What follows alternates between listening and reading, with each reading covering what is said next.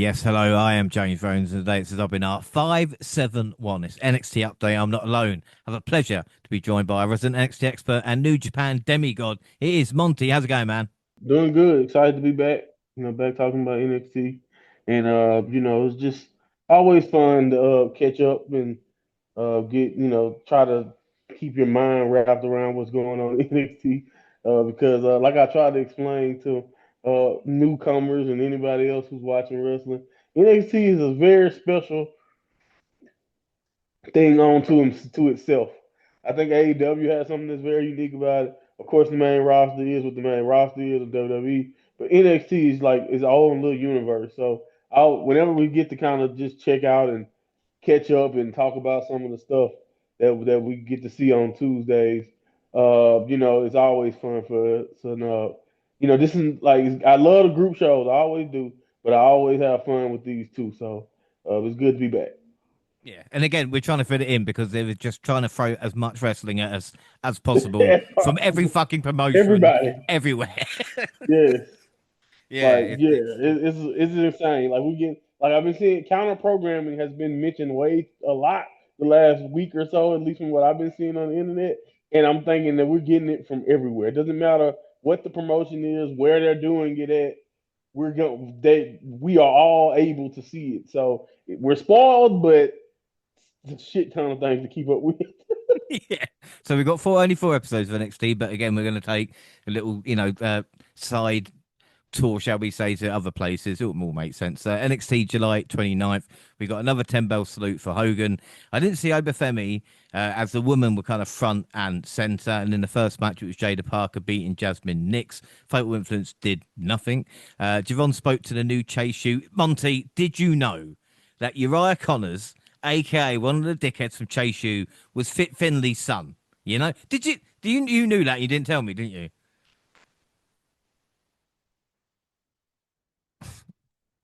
If I knew that, I probably would have at least mentioned it because it would have gave me something to say about one of these guys. Like, the funny thing about that is that when you just said his name, I don't know which one out of the two.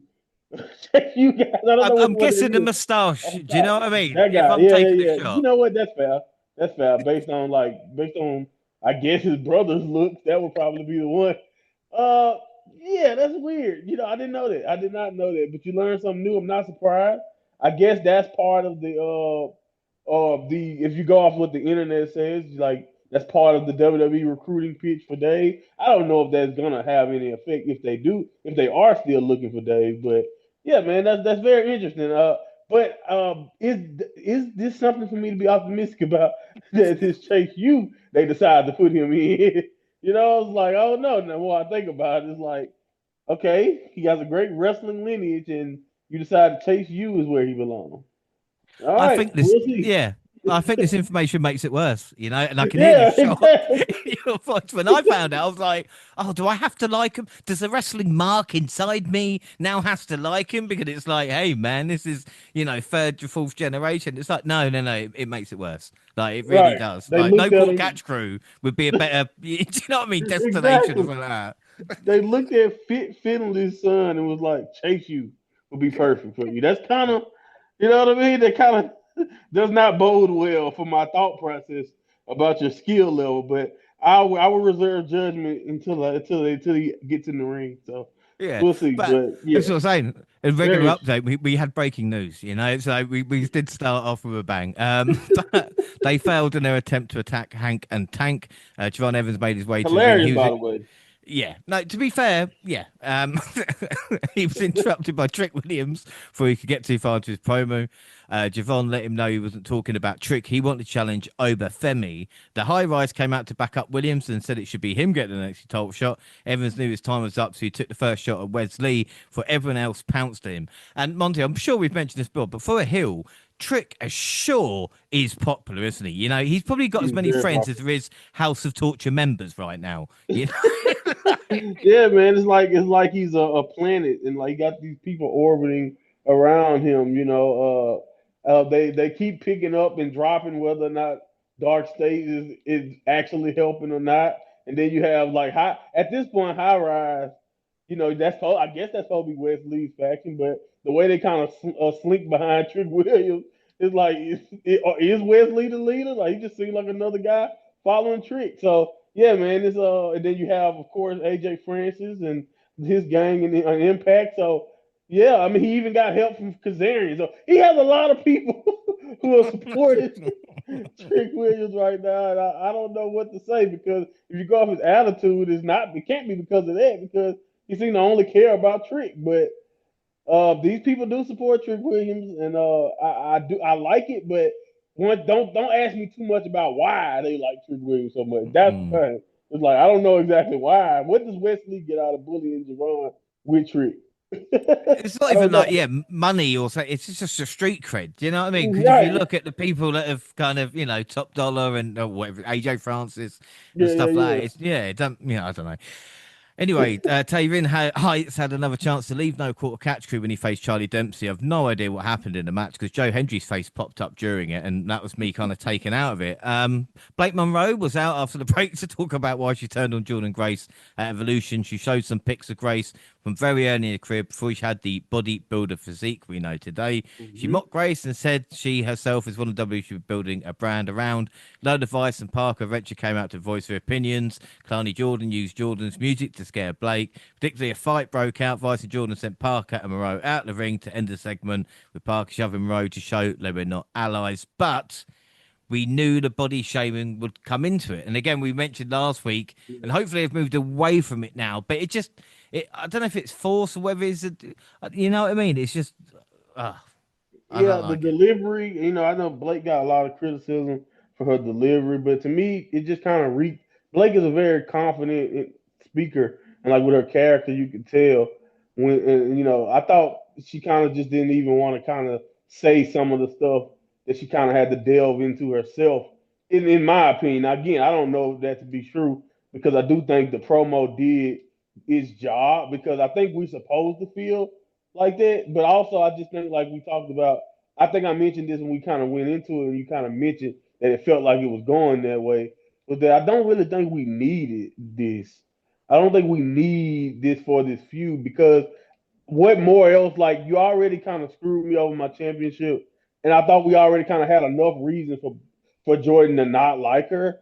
So for like you could have did this and not even go there. In my opinion, she could have just said a lot of that stuff and just felt like, no, I think you should be carrying my bag, but you don't necessarily have to go with the photos and all that. Even though, to be fair, I thought it could have actually been worse.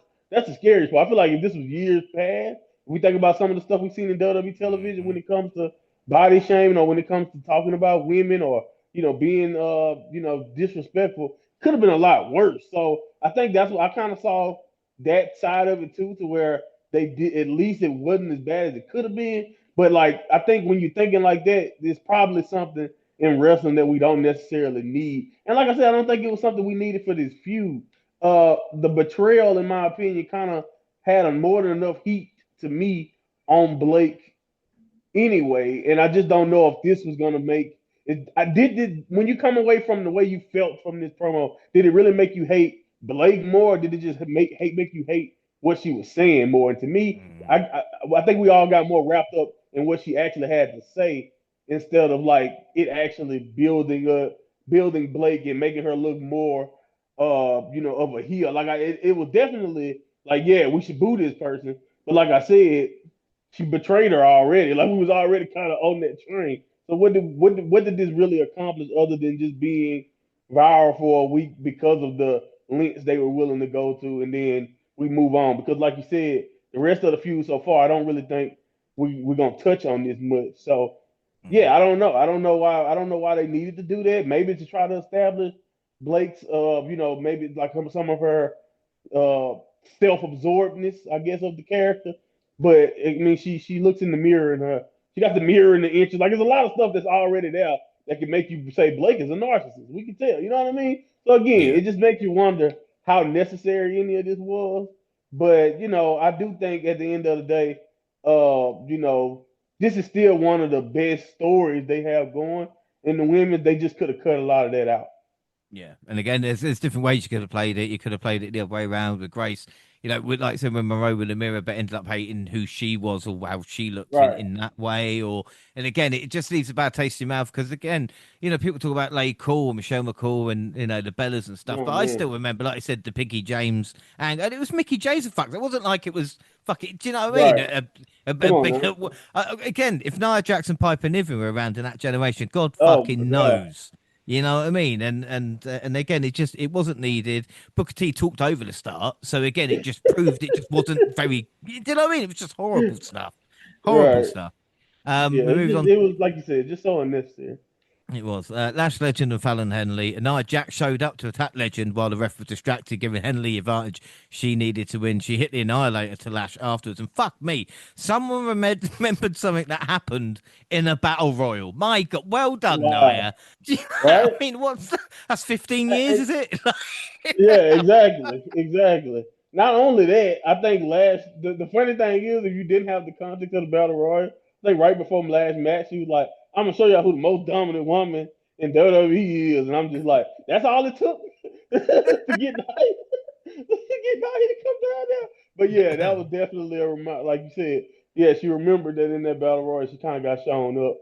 And Yeah. yeah, man, I don't know. I'm not mad at it, but to me, this is my thought process initially, and I don't know. Maybe they're still trying it out, and this is like one of those tests to see if you're ready. But to me, if you're gonna do a full fledged angle, because now you don't really have much else to do at this moment, I kind of want to see some of this on the main roster, just because Hmm. to me, I feel like Lash at this point, if you're not gonna be chasing after the championship, but you're gonna be facing main roster talent, it's like, all right, that's a sign right there that they kind of feel like she's at least close to being ready. So I don't know. That was kind of my only nitpick, but it was still a nice shot.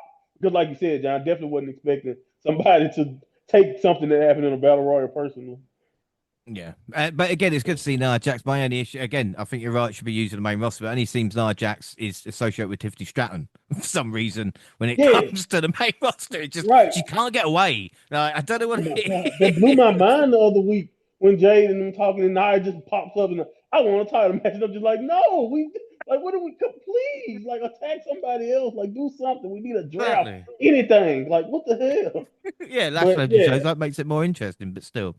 Anyway, exactly. Inamura slapped the shit out of Stacks. I would have felt sorry for him if he wasn't such a cunt. Wesley showed how good he still is when he took on the young OG, Yeah, thanks to what happened earlier. John overcame high rise to put Wes down. And Trick on commentary was loving life. And Obafemi staring and them both down. Again, just make the most of this situation. And again, I'm not just talking about, talent, but Monty, I always think of representation now as well. Do you know what I mean? yeah. And again, it's just with good times. We're not gonna have Obafemi as our champion forever. Yeah, I'm getting upset now just thinking of Faxim. Had to mention him in an update, but still, and Wesley, it's just frustrating. They've just not used Wes more because he's brilliant. Blows Man, my mind. I think that's what this match showed. And to me, I don't know, man. I need the young boys to hurry up. High Rise need to hurry up in advance to when they're ready enough to beat him up, and then we can get Wesley on a proper face, run, and he can get back to doing what he do best. Again, I'm not saying he couldn't be a heel, but they obviously don't have. It's kind of like what if you. It's kind of like how if we look back on John Cena's heel turn. Not saying, not comparing the two whatsoever, but once the Rock stuff kind of fall apart, we look back on it and we realize it don't seem like WWE had a bleeping plan, And I think that's what I feel like when it happened to Wesley. Like they did the nice turn. It was very dramatic and stuff with his former partners. Kind of purged himself of those rascal days or allegiances. But then after that, they got nothing. They have nothing for him to sink his teeth into. No plan, and I just hate. I do not like that. I don't like that trend of and I hate whenever companies have ever done it. Don't change a person's whole entire character if you don't have, to me, at least a couple of months of ideas for something for them to do, in my opinion. Because like I just and the same thing with like Cena, have a backup plan. You can't be relying on The Rock, who's already part time and a rapper, to be your full fledged heel plan for John Cena when you should have a backup plan, in my opinion. And I think the same thing should be said for Wesley. But anyway, yeah, man, when you watch him and you see him actually get time in the ring, even though we know it's a losing effort for the most part in this current incarnation of his character. Like it's just a damn shame that he's not featured prominently in the in if it's not the world title picture, back in the North American title. Like he even said it, I think, in this promo on this same show that he's the greatest North American champion of all time. Who can honestly say that? And like we know he can, and then Mm. look at where he's at now and really be like, it's just it's a shame. You know what I mean? The greatest North American champion that this brand has seen, and they've had some really good ones. And again, I told you weeks ago, I don't know if he's ever gonna get called up, But and that's it's that's so sad. frustrating because even with with TNA, the X division, Cedric Alexander and Leon Slater, we could be having bangers with them, you know. And Mm-hmm. again, it's frustrating Yeah. because the Rascals have had injury trouble recently, and that kind of turn just wasted all that potential they could have had with another viable tag team, you know, like MSK still Yep. fighting now, but I don't know, man. Maybe it's something they have to do. Again, we spoke about maybe you have to do a year as a cut years as a good guy, and like I said, a year as a heel, and then they'll test you on that. You know, that's the only kind of thing I can think of. Yeah. It's interesting. We also Miles confirmed he was deaf, and I was worried because I thought we'd done this before, but maybe I do want to make a joke. Maybe people didn't hear it before because that's just really terrible. But again, Hmm. just the Miles thing, maybe it's just saying that, yes, they mention and it's good. Anyway, the main event North American Canadian champion Ethan Page defended versus Santino Marella. We got another Joe Hendry sighting during the match that was better than it had any right to be. And we said that on the last update, mostly thanks to Page. Ethan blocked the Cobra, poked the eyes, and retained with the twisted grin. And then we ended NXT with Tony D sitting in his restaurant, ready to eat. And as he looks round, we fade to black. Oh my God. Right. So, two big things there. First off, like we talk about Ethan and Santino, and then the Sopranos ending for D'Angelo. Yeah, man. Again, I thought, like you said, the Santino match was pretty entertaining. I mean, again, Ethan Page, I think we mentioned this. I think you mentioned that you gotta say get a fraction. And at this point, I'm like, I gotta compliment Ethan Page, per once for NXT update and just how good and how fun he is, man. It was great to see Santino back in the ring. It was actually pretty fun, and like Ethan Page is the perfect guy. It's another reason why, like again, I know people hate the Miz, but again, that Miz lineage of he's a when you need to take him seriously or as a threat or as you need to hurt somebody, he's believable, but also he can also have that comedy, that fun match. And I know some people may not want. I'm not saying they need to typecast to and have Ethan Page lose as much as the Miz has, but if you have a respectable record like Ethan Page had, and you can also tap into that dark side, but at the same time be open enough to not be easily embarrassed, in my opinion, by a match like this. Like I feel like he's the perfect partner for somebody like Santino because we know it's going to be a little comedy. We know it's going to be some lightheartedness when we get to a Santino Marella type match. So I thought this was good. Like you said, way better than you would even think for a match at this stage of a Santino career. Not to act like it was like some technical masterpiece, but I thought they had fun and they told a very cohesive story.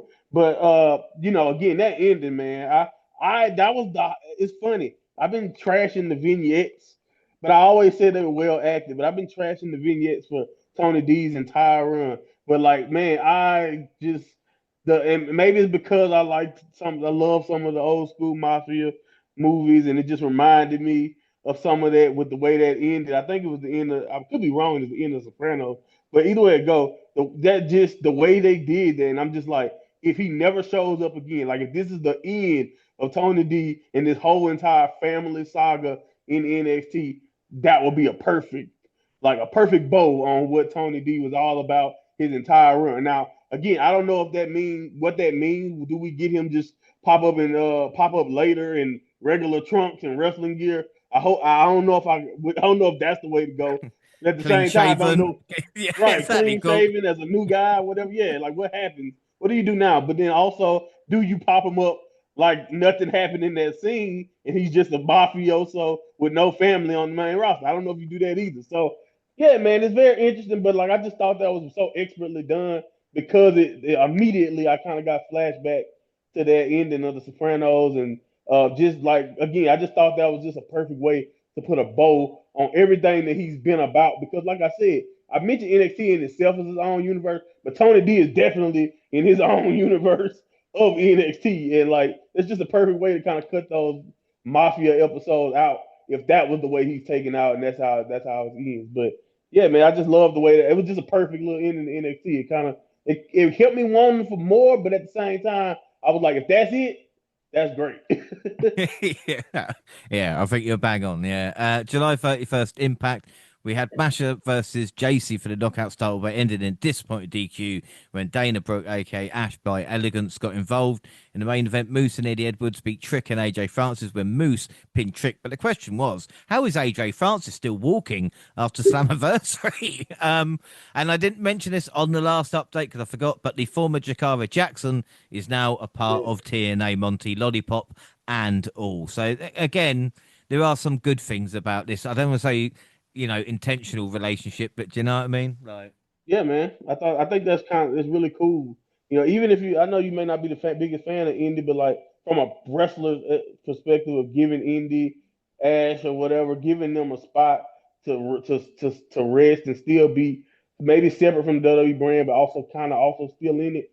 But at the same time, just again giving these people who were let go a place to earn income and wrestle. I mean, like I mentioned before, she was let go before Mara Sade was let go. I immediately thought that she was improving. She was building something. And I think Impact is the perfect place for her to continue to lay down that groundwork and build, whether it's as a character or in the ring. I always thought the look was amazing. I mean, you see the abs on her, by the way? Like, geez, like, God, like, anyway, the looks are amazing. So I know she has keys to be a star in this business. So whether she has to do it in Impact first and eventually maybe get a look again down the line for WWE, or whether she just continues on and have a prosperous career outside, I think either way it goes, like you say, this is one of those positives of this relationship because you never know who might not be on the WWE roster who can still go and get income and work and experience in Impact. And I think that's really good for her because I thought, like again, she was building something before she was let go. I didn't see that she did anything, in my opinion, to warrant her being let go, and I just think she can continue to build upon herself as a character and a wrestler in Impact, and that's a perfect little mesh right there. Without a doubt. August 5th, NXT wasted no time to get right to the action. The show went live. Blake Monroe made her way to the ring to take on Kalani Jordan. Jordan Grace ended up chasing Monroe away with only 6 minutes of action, wearing a neck brace. Should say, I guess it happened on the last NXT. I was so put off by the angle itself. But Monroe hit a pile driver on Grace, and like we said, didn't look good, and that's why Jordan Grace wearing a neck brace. But it was still pretty funny. The ref counted Monroe out as Grace chased to the parking lot where Blake escaped in an SUV. Uriah Connors and Cal Dixon got the biggest opportunity to date when they challenged Hank and Tank for the NXT tag titles. They didn't even need to attack anyone with a chair to make it happen. Connors and Dixon came in hot and almost won after a short but fast-paced contest. Tank retained by hitting their finisher on Dixon. Dark State came out and attacked all four men and Andre Chase as the lights flickered. And Monty, this is our tag division. But again, this is what we're going to deal with. We're going to deal with it. Yeah, I think I wasn't even really thinking about it, but until you kind of mentioned, maybe you don't do the heel turn Wesley, and we get like another MSK run or something, or they could at least fall Axe. Well, I think they did fight Fraxium, but it was I don't know if Wesley was involved. I know the Raptors did eventually fight Fraction, but yeah, uh, again, it would have been nice when you look at where we are now because it's a sad state, man. I don't know. We haven't talked about WWE Unreal in the podcast, but the tag division exactly what I be thinking about when I think about what Triple H said in that podcast about how for every good guy that they're developing in NXT, it's like four or five women basically that's developing at a faster rate. And I think the tag division is like we talked. We're eating really good at the top with Javon and with Oba and like you said with Trick Williams and then having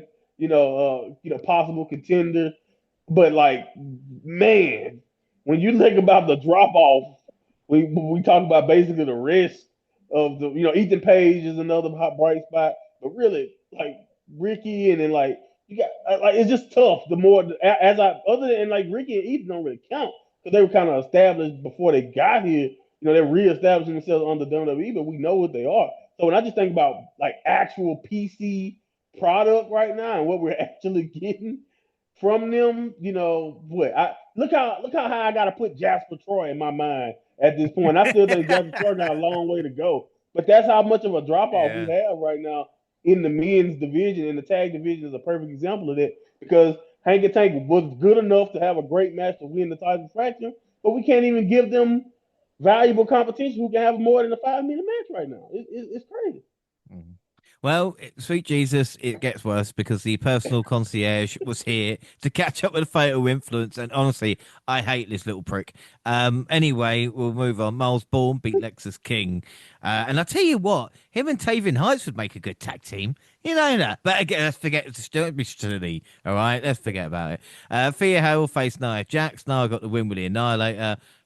Jax immediately gave an interview about Lash Legend, and Legend came out and got into a fight with Jax that was broken up with tons of security.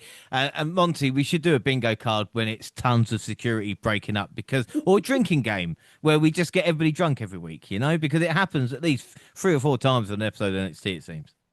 Man, and I remember one of my first, not really viral, but one of the first things I said on your show that had people coming for me was about my take on brawls, and now I cover it like the most brawls, the show with the most brawls having possible. NXT on a weekly basis, like you mentioned. So I've definitely had to come come around to brawls because I'm definitely going to see them at this point. Yeah. But yeah, man. I mean, this was like you said, one of those. I think it's kind of like now. I don't want to call it as a routine as a Triple H promo back in the day used to be to start off a show. But this is definitely one of those routine angle continuer type of deals where you do a match with one of the people, then we talk or something happens, we get a brawl, and then they kind of just to keep the thing going to the next week. So yeah, man, I think I've become used to it, but it was fine. I'm not gonna be too hard on them. They're just trying to advance the story. Yeah, we're in the good old days of just getting attacked in the car park. Yeah, Anyway, getting run down out of nowhere yeah, by come on. then it's a whodunit. No, the NXT car park's feeling so lonely at the moment, and all these security guards now. Do you know what I mean? Getting extra work. Ava was Exactly. shown go in the Juggernaut match against Monroe at Heatwave. Obafemi said he is the most dominant champion in NXT history. I ain't fucking arguing, am I? He said he's beaten everyone there is. And to beat before Trick Williams came to the ring, Javon Evans also got involved in the discussion. He suggested Williams fight for the next shot at Femi's title, which Obafemi loved. And then Moose arrived and said he'd win the TNA title from Williams. As they were talking, Dark State came out and attacked them. Femi, Moose, Evans, and Williams ended up getting the best of them. But again, I have seen this before. You're not listening to the last update, people. This happened again, but it's just an extra person. I'm right. Yeah, Right. Yeah, they just yeah, threw Moose in there. That's the whole thing different was that Moose came out and made references to Impact. That's pretty much it. Other than that, this is pretty much exactly what happened when it was just those three setting up the triple threat match yeah. a few Again, months back. So yeah, with the amount of wrestling, it's difficult to think if I watched, if I put on last week's show. Do you know what I mean? But I'm glad, and again, it's nice to see, like I like said, moves and for what will be the example, tag match. I've been loving the fights between Sheamus and Miro once I get into the match. But like it's been a couple times where I've been watching them do stuff and I'm like, am I sure this ain't I'm not watching a whole raw? Like I'm in the same boat, man. It's like Yeah. sometimes everything is merging together and I'm like, am I sure we didn't just watch this? But yeah. Yeah. Charlie Dempsey wasn't happy. Ren Sinclair said his name and he appeared. Joe Hendry, who was in a fridge. This other match Hilarious. next week, but my God, how the mighty fall, eh? Do you know what I mean? He had a WrestleMania match and now he's waiting for a fridge. He's waiting in the fridge for his cue from Ren Yeah, Moose Sinclair. challenging for his belt and now like you said, just hanging out in the refrigerator. The Moose challenging for used to be a world. That's your world champion guy hanging out in the refrigerator. God. A couple of tidbits. Stacks is still billed as a heritage champion. Fucking fuck knows why. And for some reason, Ariana Grace is his new assistant. I was like, have I missed a week? When did this happen? But again, They date Stacks in was real life. That's all I got for you. right. Okay, right. No, it's fine. Stacks was in action, but lucky for us, it didn't last long versus Inamura. In the end, Ariana Grace and Josh Briggs helped Stacks get a quick win. My God. Ricky Starks is still a thing in NXT. That's good to know. Ethan Page Yay. bragged about beating Santino Morella last week to retain his Canadian North American Championship. Taven Heights interrupted his rendition of the Canadian national anthem. Surprisingly, Chelsea Green and the Secret Service arrived. She admonished Heights for interrupting a man she called one of the greatest Canadians. And of course, it looks like it'll lead to a mixed tag match down the line. But again, with Chelsea Green's involvement and stuff like this, it's like, again, I'm not saying Taven Heights should be on the main roster, but it feels like there's space on a Raw or SmackDown for this type of story when it cut. Because as soon as Chelsea Green with Ethan Page, I'm like, that's a fucking combination. you Yeah, know? no. If they want to fast track Ethan up there, I think making them have some type of business or some type of relationship on television will be like money immediately because they work so well together Mm. right off the bat, and it's just amazing how smooth that was because it's I think you try certain things. Chelsea's approach, she's gonna make a lot of this stuff work, but I think Ethan has kind of become in the same vein of where he can make almost any type of thing work too. So I do love the combination. Like you said, I think it'd be a funny way to fast track Ethan to the main roster if he was to kind of join up with her in some capacity. But yeah, man, this is just like it's really interesting too, man, because I wasn't. This is another thing I'm not really expecting when I'm watching, and I don't mind it. I get a kick out of NXT being able to use main roster talent and just give them something to do. But yeah, man, I just sometimes it's hard for me to not look at some of the segments and just be like, so but when I watch SmackDown, they're going to be in catering, or she's going to Mm. have a throwaway segment. To be fair, she did work. I think SmackDown. She has been doing the stuff with Charlotte and them too. So they're working, Chelsea. I'm never going to complain about more Secret Herbers. I hope that this leads to Secret Herbers actually winning more or whatever. Because I think, come on now, you know Kaylee Ray, man, and Piper for that matter. You know the potential in this group. Like they can be so much more than they are. So hopefully they can lean into some of that as the year go by and as we get into next year. But even if they don't, like I said, I'm really happy with this combination. Even if it's depending on how long this feud go, I'm very interested in where we could be with them, in NXT because this is very entertaining stuff. Yeah, without doubt. The main event for this week saw Sol Ruka was Rhea by her side, put a North American Championship on the line against Tatum Paxley, who had the culling in her corner. So I tried to get Sean Spears to stop interfering. It led to Ruka taking everyone in the culling out with a moonsault from the top rope. Unfortunately, Ruka fell from the floor and attempted to move from the top, but landed fine and got right back to the top. This led to Paxley hitting a spinning neck breaker from the top rope. Jackson Legend, apparently been fighting all night, made their way out of the community brawl, just like Sheamus and Rusev on Raw, as we've just spoken about. In the confusion, Ruka was able to hit the Soul Snatcher for the win. I mean, there was a lot of shenanigans, Monty, but again, it's nice to see like the improvement of Tatum Paxley and Sol Ruka now, who again, as we've spoken about, seems ready at this moment in time, apart from the fucking feud that's not going anywhere. This kind of go back to my comment about like what Triple H was saying because we've been talking about it for months that we can kind of see the potential in Tatum Paxton. We can see what she could possibly be, sooner or later. And I think you can look at this match and see she has the potential to be doing a lot right now. Athletically, she's really good. I thought the timing in this match was really great. We already kind of can see the character work that she's been putting in and how that kind of plays a factor into who she is. And again, I thought her and Saul Rooker worked a really good match here. It was amazing. And again, it's kind of crazy. Like you said, the end of the match was chaos, and I get it, and I don't necessarily know if we needed that, but maybe they're trying to protect Tatum in the best way they can. But uh, you know, to when you really think about just what Tatum Paxley's ceiling can be, it's amazing, man, to think about just how loaded. Again, I know we mentioned. I feel like this is another one of those things. Like compliment eat the pay weekly. We're gonna talk about how loaded this division is, but it's because we get many examples like this. Because I don't feel like Tatum Paxton is the one who gets a lot of the attention or hype, but Mm. she has developed just as fast and just as interesting as some of the other talent that we do give a lot of attention, like a Sol Ruka. So it's great to see her get a chance to display that in this situation. So Yeah. again, I think the trajectory for her is very very high, depending on how far they try to take this. About on Impact. Well, Fallon Henley, Jasmine X face Lee Ying Lee and Zaya Brookside on Explosion. Yes, I watch more than just Impact. Wow. Yeah, I know, hardcore man, hardcore. Trick and Moose had a face off. Ash versus Jane. This is on Impact. The match didn't last long, for Master Slamovich attacked Ash by head against out of nowhere. After the match, battle lines were drawn between Fatal Influence and against Brand. The inspiration Master Slamovich, leading Lee and Zaya Brookside. And again, we talk about development of Impact and Knockout Division's been affected, but again, leading Lee and Zaya Brookside have gone great guns in recent times.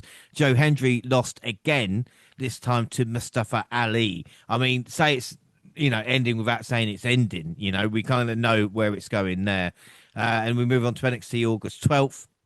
Ava met with Hank and Tank before the show and made it clear they could not get involved in tonight's main event. The opening contest saw two powerhouses collide with Lash Legend versus Nia Jax. But call me crazy, but this was great. And sometimes it does just work. Do you know what I mean? When it's two kind of powerhouses, stick them in the ring and let them go out. Legends survived being driven for the announce table to beat the referee's count. Back inside, a tightrope battle ended with Jax counting a powerbomb and hitting back-to-back annihilators to secure the victory. And Monty, this did feel a bit like Lash's coming out party as well. Yeah, man, this is really good, and this is why, especially with the result, this is why I'm looking at it and I'm like, why couldn't we do this on just like a nice little SmackDown feud? It didn't have to be done on a pay per view or something, but it would have been nice to just get this on that type of stage because it would have been a coming out party not only for more people and more viewers, but it would have been more effective in my opinion for her to lose because that could be something she could work towards later. And then she still can, but now, in my opinion, you have to have knowledge of the feud in NXT and all of this. And I feel like I wanted Lash to win, and maybe that's part of it. Maybe that's what they were going for, to have people like me rooting for her in this situation because she's the underdog. And I just think honestly at this point, because again we talked about it, at this point she's just chasing. Right now they got her just chasing Tiffany, and it doesn't seem like we have much effective. We don't have anywhere effective to go with Nia right now. So I don't think she lose anything. We know what Nia is all about. She's a champion. We know who she is. She don't lose anything losing this match to Lash. So I just feel like it would have been more effective if she was going to lose to have her lose on the main roster in front of more eyeballs and have that coming out party. She make a name for herself in front of more people. That's just my thought process. But for us, I do think this was, like I said, finally one of those occasions where she's gotten a chance in an extended one-on-one setting to show that improvement. Have her work in a situation that's different. It's not too many women that she's going to be working with. Whereas, you know what I mean, she's gonna have to sell and not and give up a little bit of strength and stuff too, per se, because she's such a massive athlete in herself. She's gonna be much bigger than a lot of the women that she's fighting. So it was cool to see her in that spot, and I think they told a really good story, had a really good match. But again, it was definitely a bummer to me that she couldn't get this win because, in my opinion, anytime they showcase Lash in these major showcases, she does not get the win, but she still looked good in defeat. So I'm not too bummed out, but it was just one of those situations where I'm like, this would have been more effective somewhere else. But yeah, it worked. Like you said, the match itself was great. Yeah, without a doubt. Kenny Kincaid interviewed Dark State. Dion Lennox declared that this is a night they prove themselves. Oh, tonight is a night, eh? This is the night you're going to do something. All right. Sugar's promised that not only would they take down their opponents tonight, but Heatwave Tank and Tank would be 20 pounds lighter when they take the NXT Tag Team titles. I don't know. I don't know. We'll see what happens. The only two members of No Court Catch Crew made their way to the ring. It was Charlie Dempsey versus Joe Hendry, who seems to be the king of diminishing returns. I mean, Joe got the win with a standing ovation, but who really cared? And I'm saying that, Monty. I'm the one saying that. It's just I don't know what they've done. They've You love them both, and it I, doesn't don't- didn't even matter. I know, but again, Joe Henry's just such a weird thing. Do you know what I mean? Yeah. Where he was at a level, they've knocked him down, and now it's like, oh, here he is again. I'm gonna ask you, is this like a ritual? Like just like we know you're signing with WWE, so we're gonna try to deteriorate any value you have and let them rebuild you up in NXT when you debut, when your contract's up or something. Like that's the only thought process I kind of have with his trajectory right now because it's amazing, man. You know, you do the stuff with Randy and you think, oh, that's gonna torpedo him to new heights, and you know now more people than ever know who he is. And now, if they've been keeping up with him since, they've watched him lose almost in every way possible. So I don't know, man. It definitely seems very weird. I don't know if you remember, like back in the 2000s or 2010, early 2010s era, whenever Vince or whenever the main roster had a baby face who the people were getting behind, it's like Vince would purposefully make sure that they would lose every important match, Hmm. beat them down as much as possible. And for some reason, and I guess that's gonna make them more popular in the end. Was the logic? I have no clue. Either way it goes, he did that to so many talent, and that's where we feel like we at with Joe because I don't even. I'm like you, man. I don't really understand because any flaw that you feel like Joe has, he had it already. So like, what's changed all of a sudden? But yeah, man, it's kind of like this. It's always sad to kind of see him there. And Charlie Dempsey, don't even get me started on that. Yeah, That's honestly, also like, sad. yeah, the Charlie Dempsey thing's bad, but the Joe Hendry, he's not even won a PLE match in NXT. Like I said, losing to Mike Santana and Mustafa Ali as well, and then Yeah, going in and just being involved with Dempsey. It's like I don't know. Again, they'll try and build him up and do all the kind of other stuff that he was doing to get popular, but I just don't know why you cut the legs out from under him. And again, I yeah, love in the trick run at the moment, but I think Joe Hendry could have done the role in a certain way and brought out a different aspect to his personality, maybe a more arrogant side that you could build upon in the future. But again, we'll see what happens. Josh Briggs and Yoshiki Inamura had a little chin wag. Briggs ripped into Inamura, accused him of selfishness and claiming that honor doesn't survive in NXT, challenged him to a Philadelphia street fight next week. Inamura responded by calling Briggs a jackass and promised him to uphold the code of honor by beating him. Obviously, this led to a massive pull apart brawl, ending with Inamura taking out hmm security and Briggs with a flying crossbody to the floor. But again, and we've mentioned it a couple of times, we mentioned the brawls, but this is where we're at. Where we're at, Inamura and Briggs. It's a feud, but again, it's not. You wouldn't think the winner of this would then be involved in the main event. Do you know what I mean? yeah. No, I mean, especially with Oba in the top, but I do see potential for any more, but and I don't know about like you said, main event potential right at the moment. And yeah, I mean, like you said, I think we're supposed to care a little bit more than I do for this, and it isn't because I don't think they're doing a decent job of getting the story across. It's just one of those things where it's like more interesting things are going on the NXT roster, and it's just like I get it. They have enough heat. It's like one of those serviceable. Like everything about it is fine. And it's just like, but like you said, I don't see a trajectory where anybody can use this feud to catapult them any further. So that's kind of where I like you said, I kind of that's why I agree with you. I think that's where we at. I don't see anybody getting a major boost from this, but they are telling a logical, complete story here with the disillusion. I do say they were having decent tag matches, and where we are in the tag division, it is kind of unfortunate to already have them at each other's throats. But unfortunately, breaking up teams is the WWE way to tell stories. But at this point, it's just Yeah. one of their favorite moves. You got to break up this squad to get a good story out of it. Apparently, Well, that's why I'm glad Motor Machine Guns didn't start in NXT because they've been split up by the time they got to the main roster. So, exactly. yeah. Oh well, and we got a sit-down interview with Jordan Grace. Kenny Kincaid spoke with her about Blake Monroe's recent comments. Grace admitted Blake was right in a way open about her struggles with self-worth and mental health, and how again she avoided mirrors despite her physical strength. She accused Blake of projecting her own insecurities onto her and vowed a heat wave. She proved there's no blueprint for a champion.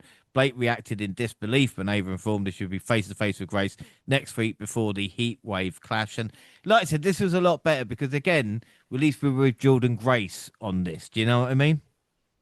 Yeah, I think like I said, this part is cool. This part is the effective part because, like I said, if you're gonna go there, then the only way I kind of can understand it is like it's definitely gonna be people who relate to Jordan, and I think that's a good thing to do. Like we kind of talk about it off and on with Jade as a face and how man how hard it is to be like man I really got a lot in common with Jade Cargill when you look at how much of a super athlete. But when you look at this, you get this story point of view for Jordan. It does help you get like a more of an more of a relatability to the Juggernaut character, and not just look at her as that, as just a special a specimen, or so to speak. So yeah, man, I do think it added a human element, and this was good. But it's one of those situations where they maybe from their storytelling point of view, they feel like you gotta have the Blake to get this side of Jordan. But yeah, man, I think honestly this is the best angle of the story if we're going to focus on body image and stuff like that and being honest about stuff like that because like I said a lot of people are going to relate. Yeah. Backstage, Obafemi addresses partners Trick Williams, Moose, and Javon Evans, stressing they need to work together against Dark Space despite their rivalries. Trick kept quiet until revealing that each man in the room will be taking an L from him in the coming weeks. Good teamwork. Hank and Tank then attempt to insert themselves in the scene, ignoring Ava's earlier warning. You can overdo it. I'm just saying, Hank and Tank, you can. But I thought it was really funny in the back with Trick. Like I said, just loving life. Then we had Kalani Jordan and Lola Vice versus Fatal Influence. Ash by Elegance and Massa Slamovich watched from the crowd. The closing moment saw Nick's interference backfire. Vice nailed Jane with a spinning back fist, setting up Jordan's split-legged moonsault for the decisive win. Fatal Influence argued their way into Ava's office where the personal concierge was there. Ava announced that a heat wave JC Jane would defend the TNA Knockouts World Championship in the triple threat match against Masha Slamovich and Ash by Elegance, and she booked a 6-woman tag match for next week. Fatal Influence versus the Elegance brand. I mean, God save us. One of the questions I want to ask as well, because I want to kind of move away from the Elegance brand. Did they forget Kalani Jordan's change in attitude? Do you remember when she kind of went through this little change of being a more aggressive, and then it's got to slip right back into the old Jordan now? I did notice that. I'm not sure if they counted and was like, we running out of baby faces here, or with the elevation of a heel faction, like what they have with JC Jane and the crew, that make them want, like you said, not to lean into that, or we just supposed to look at it like this babyface has a mean streak, even though they haven't given us many examples of it or whatever. So yeah, I don't know what it is, but yeah, I agree. I think it's one of those things that kind of got cut. It was on the cutting room floor right now because things change on a dime and they implement impact people onto the weekly show. So I think little details seem to have slipped their mind. That's a great observation there because they kind of the last mention of it was like even Blake Monroe when Kalani used Jordan Grace's music a few weeks back in a promo. Blake Monroe was like, "Oh, Kalani's finally got a personality." That's about it. That was like the last thing that they've even tried to go with. So and then she went back to like you said, acting like she doesn't really have a personality. So yeah, I don't know, man. I don't know. I don't know about that. Hopefully they do revisit it at some point. But I think right now we are loaded on heels, and that might be their thought process of Yeah, like I think you're we right. got we have enough characters right now. You can just do your thing and wrestle.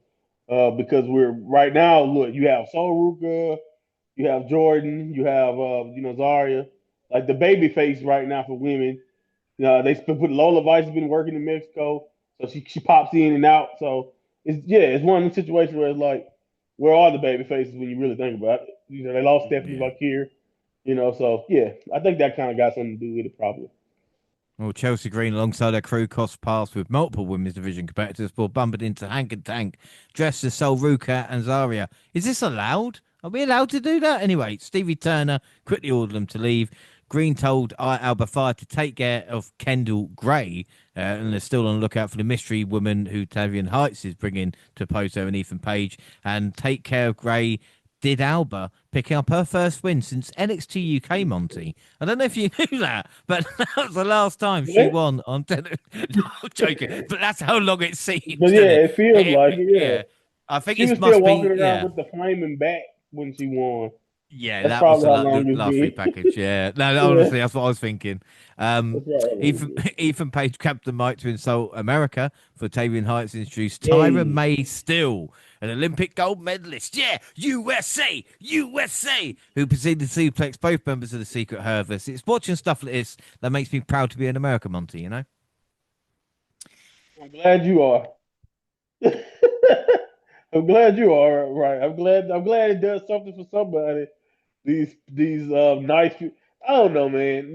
To be honest, I was about to say I've been seeing people talk about the whole Ethan Page talking bad about, and they talk about how outdated. I'm like, are we sure it's outdated? And I'm gonna just leave it at that. You can think about it when you think about the, the current regime that we have going on. It might not be that outdated to talk shit about from Canada and USA, but yeah, man, I don't know. I'm never really going to be a big fan of the whole thing, but at least Ethan Page and Chelsea are making it entertaining, and at least the Tyra May inclusion with the Tavion, it all makes sense. So I'm not gonna be too hard on them, but yeah, man, the patriotic angles, yeah, not probably not the best time, but we'll move on. The main event was Obafemi Trick with his Javon Evans and Moose versus Dark State, and the Dream Team started strong, but miscommunication began to creep in as Femi accidentally struck Evans and Moose speared Femi. Whoops! In the closing stretch, Trick Williams shockingly walked out on his team, leaving Evans vulnerable. Yeah, Dark State capitalized with the assisted pop-up powerbomb for the 3 count. Post-match, Hank and Tank stormed to the ring to brawl with Dark State as the show went off the air. For the Bronx. Say what you will, though, it is cool to see Obafemi, Trick Williams, John Evans, and Moose as a team. Even if you just like in general wrestling or whatever it is, it's Yeah, pretty smart. it was fun. It was very, very fun inclusion. It makes sense. You know what I mean? I think that's another thing. It makes sense. So it's one of those things that you just have to look at and be like appreciative of, like we talk about, of course, from a like from a representation point of view. That's the word. From a representation point of view, is really cool. And then even from a not generationally, but like from a Moose is a veteran in this thing. Then you have like Trick Williams, who's like an NXT veteran, and then you got like Oba and Javon, who are kind of definitely going to be of the future. But Trick is obviously going to be a big part of WWE future, most likely. So yeah, man, it's just a nice blend, a nice thing. And then it's one of those things. I think whenever you can do this, I think AEW does it well. Whenever you can do this and give people stuff that you're gonna be like, oh man, I gotta check this out because I don't know how many times we'll be able to see this. You know what I'm saying? And I think that's what this also brings. It brings a lot of that. It brings a lot of yeah, man. When are you ever gonna see Obafemi and Moose, Javon and Trick on the same side? Even if you've been paying attention, the betrayal, so to speak, of Trick Williams had to be very predictable. But yeah, man, it was fine. It was really fine. Even if I don't necessarily take the Dark State the most serious, I have no serious. I don't take them seriously. I Yeah. must say it was still a great moment. I love the spot throwing Trick over the ring and his facial expression, throwing him out of the rope and landing on Dark State. I just thought that was a genius spot, and they really did well with that. And this was a great moment, great main event, or a great way to wrap things up because again, we're getting something that you gotta look at and be like, how many times will be able to see this and it all makes sense. So they put a nice little bow on things in my opinion with that match. Yeah, and it came to my mind now. We always, talk about. I don't want to compare Trick and Oba at this moment in time. I think Oba arguably is the better wrestler, incredibly, even with a short time. Even though Right. Trick with TNA is getting better. But like you said, the thing that Trick's got is those little looks, those little, those Yeah, takes and stuff like that. That maybe Femi doesn't do as much, and obviously Javon needs to take a breath. It's probably right. Sean's telling him that, you know what I mean? But Yeah, with yeah, Trick, it's the little moments and things that really do make him, that, like I said, a yeah. special talent. Not only is he a quick thinker on the mic, and that's gonna bode him well. It's like you said, it's little things that get you invested in what he does, and he does that very well. Like and like you said, when you think about the positives that I think all three guys can bring, I think honestly it'll be a crime on the main roster if all three of them. I don't know when, of course, the timing can be what it is, but all three of them have world title potential on the main roster with what they do well. Because if you book them with their strong suits, they can be really special. Especially, we see. I think we all can see it with Oba. And like you said, if Javon got plenty of time, by the way, but if Oh Javon yeah. can, slow himself down and and not just be so high octane constantly, even though to be honest, he's like what 21, 20, if that.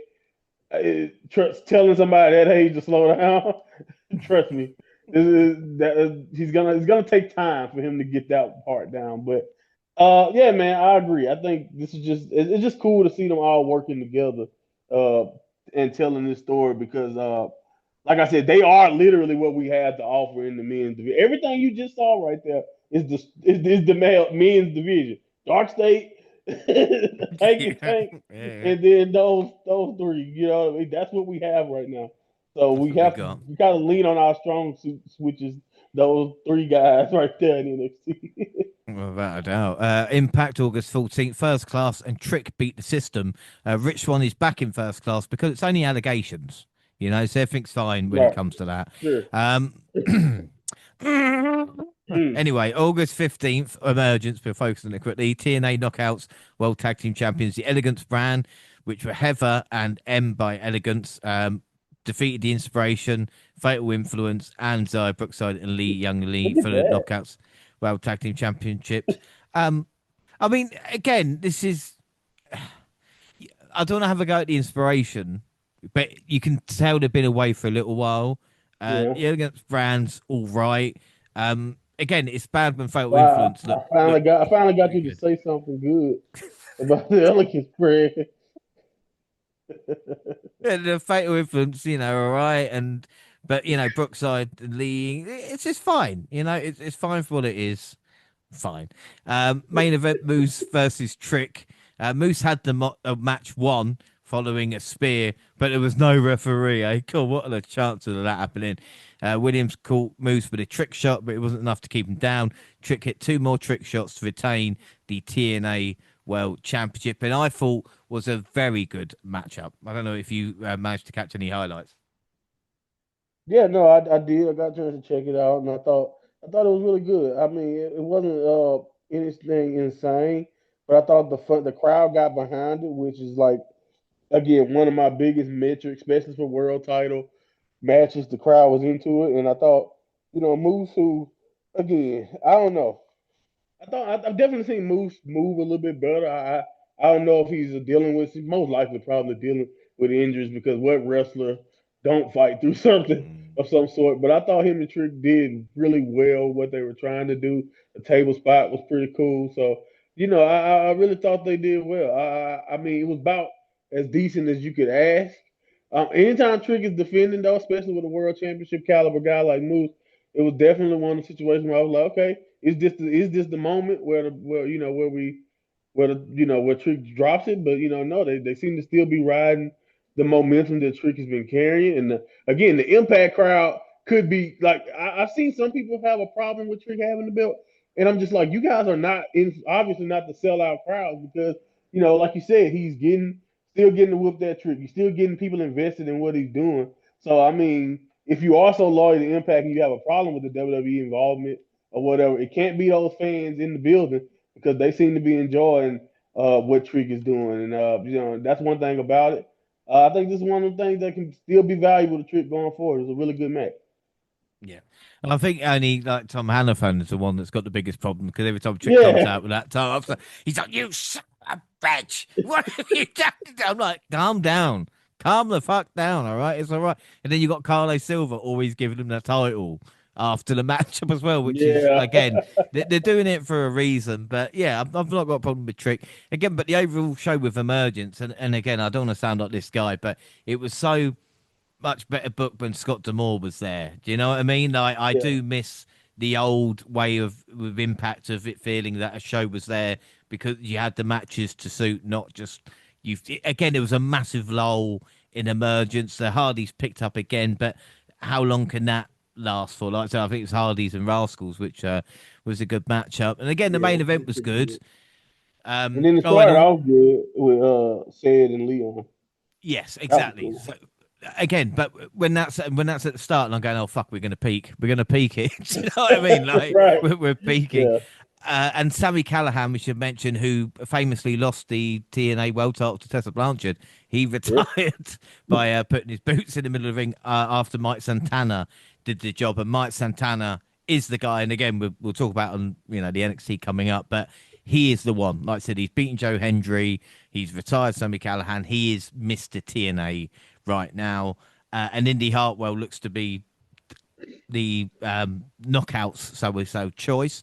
But I will say, I don't know how long JC Jane will carry the um, TNA Championship, but we'll talk about that. We'll do predictions for Heat Wave as well because, like I said, that'll be quite fun. And I'll stop rambling on. So we'll go August 16th. We'll talk about Triple Mania. We're not going to do a full review of this. We're just going to do notes. And it was interesting that Graves, Conan, and JBL was on commentary. It was how shall we say, an interesting mix, Right. But it's like, what world are we living in, Monty, where these three are on a commentary team for like on a proper PLE? Oh my.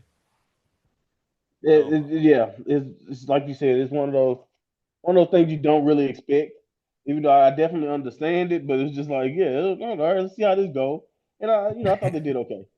They were right. We got the Copper Bardal, which was the Rumble, but with pins and submissions. And I got to say, the Nitro girls looked rough with La Parker. I just want to say, maybe it's time to retire, girls. I'm just thinking.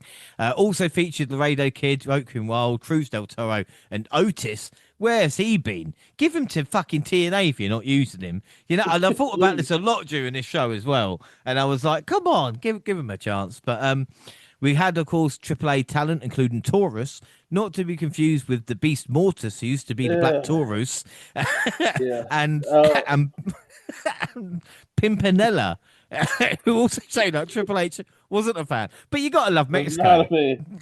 You Was got to love not a fan, Mexico. by the way. His um, face was hilarious.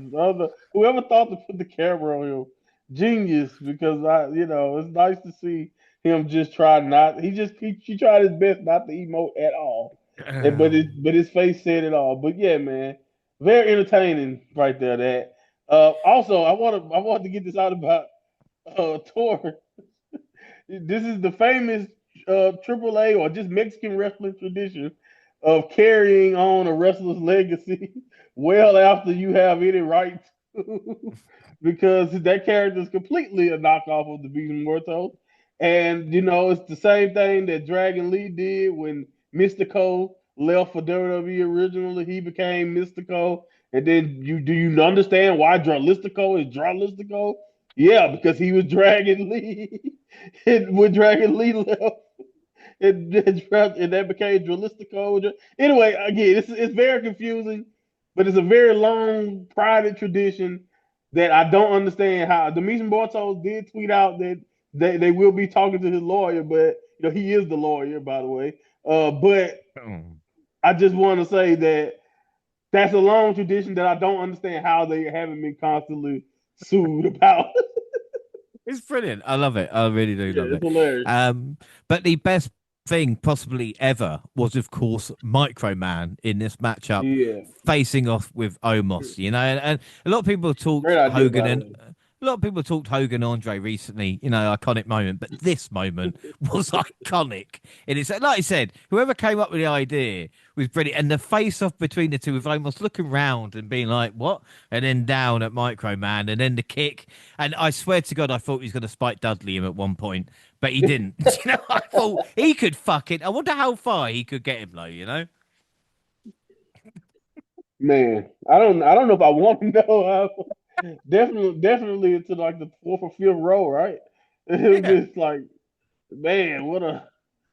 You know what? Now that would have been super viral. Just how far can Omos throw this He's just got the grown security in man? the road trying to fucking work out where he's going to be thrown. You know Right. what I mean? Great moment though. I Uh, love whoever idea that was. Genius. Just genius. We got Omos here. We got him here. Let's do that. That's genius.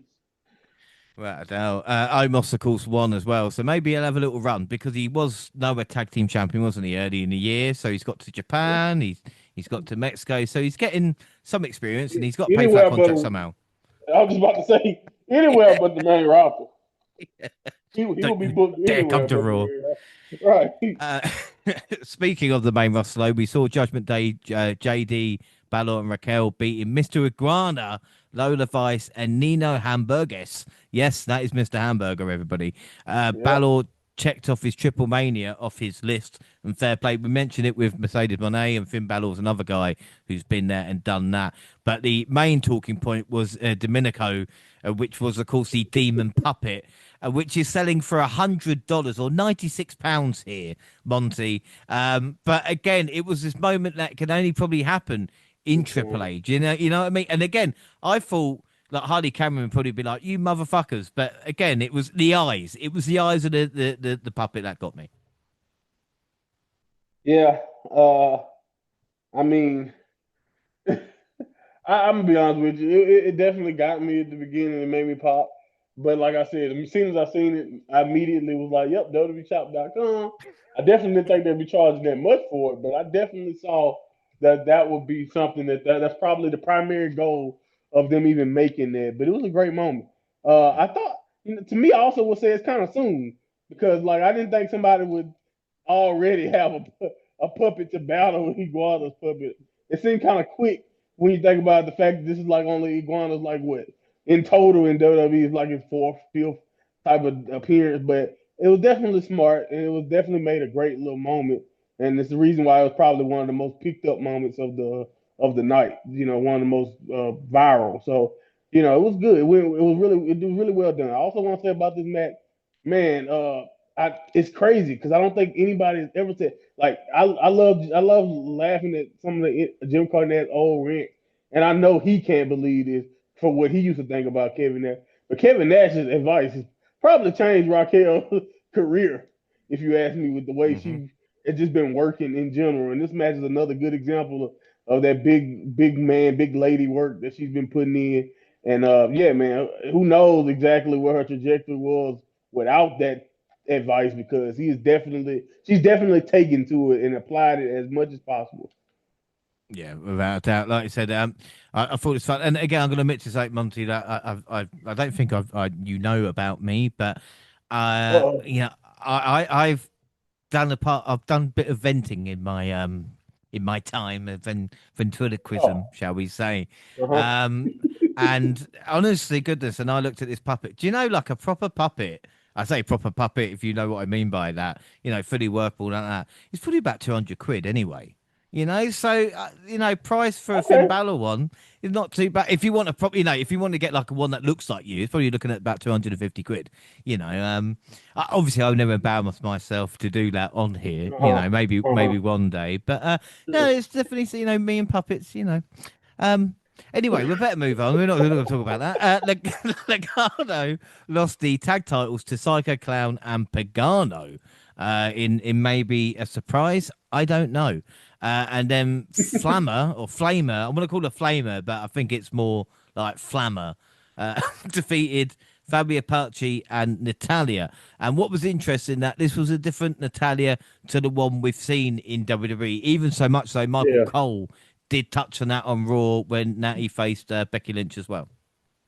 Yeah, man. It's just one of those things. And I honestly was happy to finally see this version of Natty. Even though she had to kind of go to Mexico, I guess this Natty is only allowed, outside of WWE at this point. But yeah, man, this is a character in my opinion that can really give Natalia or Natty. It can definitely give Natty if you want to just change the entire name, just go by Natty Neidhart when she's under this, low key legend type of gimmick. I think this really has legs to give her kind of similar to like a Naomi. I don't know if it would be as interesting or as great as a Naomi's character flip has been for her, but like when you think about how long Natalia has just been Natalia and how long she's done her thing, and she's been one of the best. She's trained everybody or worked with to improve everybody's wrestling. Everybody will talk about how great Liv Morgan is. She's working with Natalia. She was just working with Natalia to get this massive improvement that everybody's seen in that dungeon. A lot of the people that you've seen build the groundwork. Hell, even back in the Divas era, the Nikki Bellas who improved to actually be able to give a decent match from where she was. That's all Natalia. So, and a lot, of course, Finley, but yeah, a lot of Natalia. So again, in my opinion, I think Natalia is definitely Loki Legend is one of the perfect things to say about her because she is one of the longest tenured women to ever be employed in WWE, and like what she's been able to do, and like a fresh coat of paint and like that attitude and bringing that realism. It's kind of like not to compare the two because I think they're different because of their two backgrounds.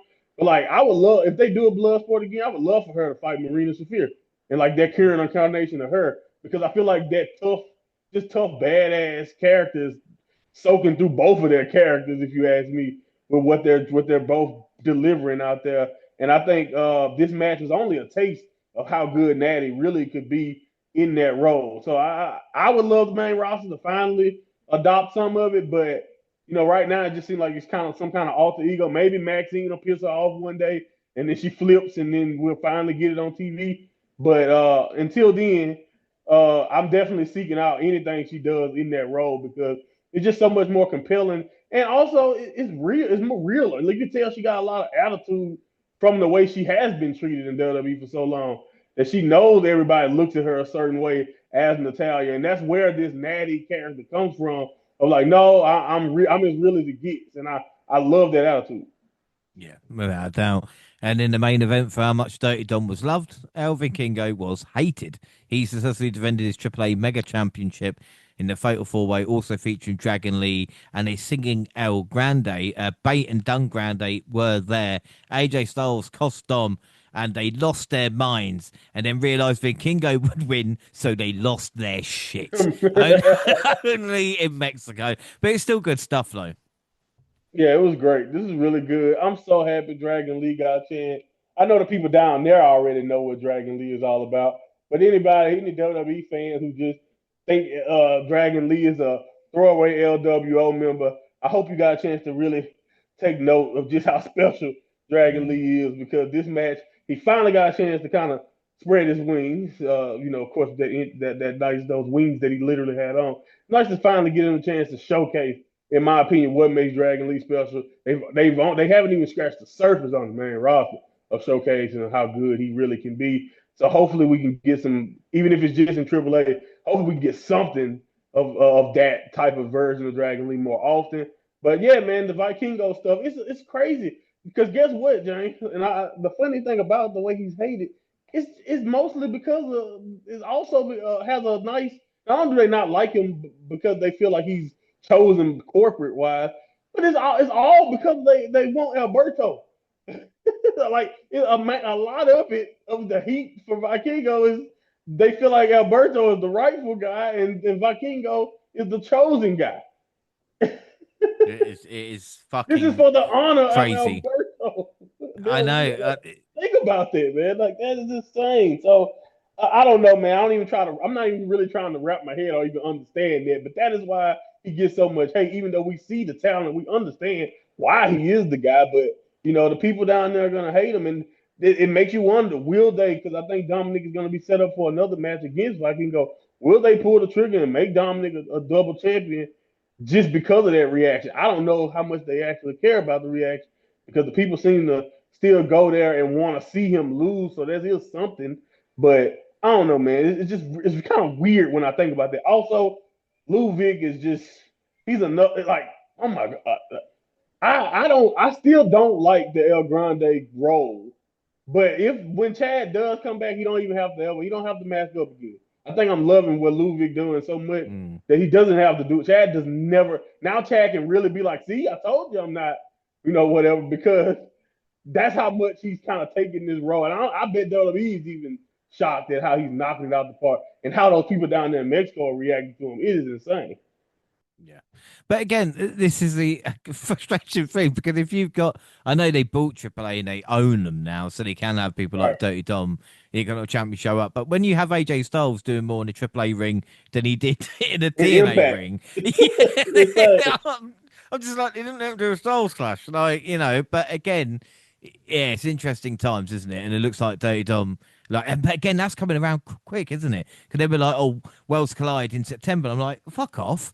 Like you can't have a month. I can't have every month a triple. You know what I mean? A AAA event as well. It's like I said, it's just too much sometimes. Hopefully, it might take a little bit of a break. But again, as you mentioned as well, how great is Dragon Lee? We mentioned Wesley. Dragon Lee Oh my deserves his god. own. It's the Lees. The Lees are getting fucked over, man, because they're so Yeah. talented. They're getting screwed, man. They're getting screwed so bad, and it's just a Keith damn Lee, Trevor shame. Lee, fucking everybody. Do you know All what I mean? exactly every league. Not one league right now has been done well at this point. When we really think about what's going on, I mean, I don't even know what Lee. I guess Lee Moriarty is he okay in Ring of Honor? Maybe he cool. I don't know. Anyway, the point is, He if tapped you out to leave Nigel McGuinness, fuck's sake. exactly, come on now. See, we on a roll here, but yeah, it's insane. It's insane, man. Dragon Lee, Yeah. I saw, and another thing that prompted this too.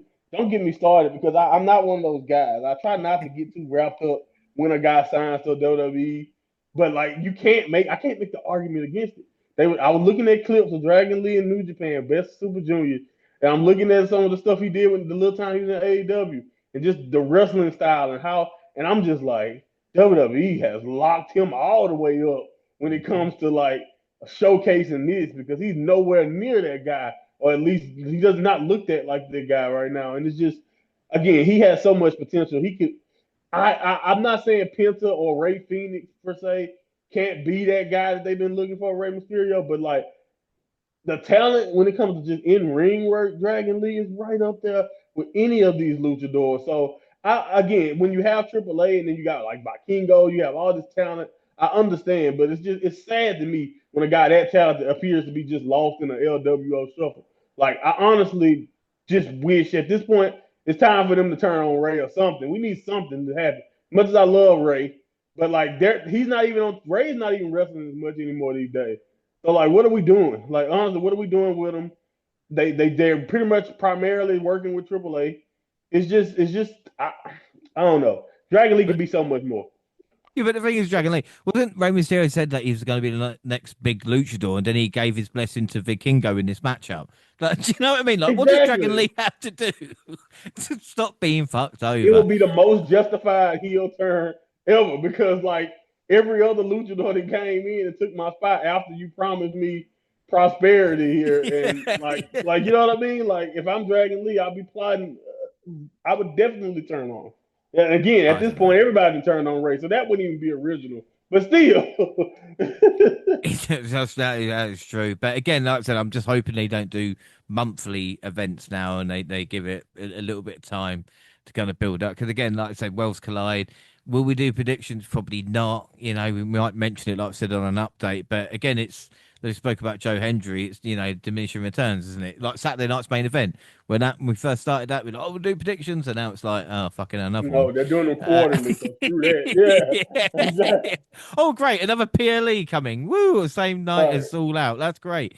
But anyway, let's take NXT update home. Let's go back. August 19th, last episode NXT, and we are in Philly, and we start with a street fight between Josh Briggs and Yoshiki Inamura. Briggs used the roller tape to tie Inamura to the top rope and beat him with a kendo stick. Once he freed himself, Inamura began unloading on his former friend.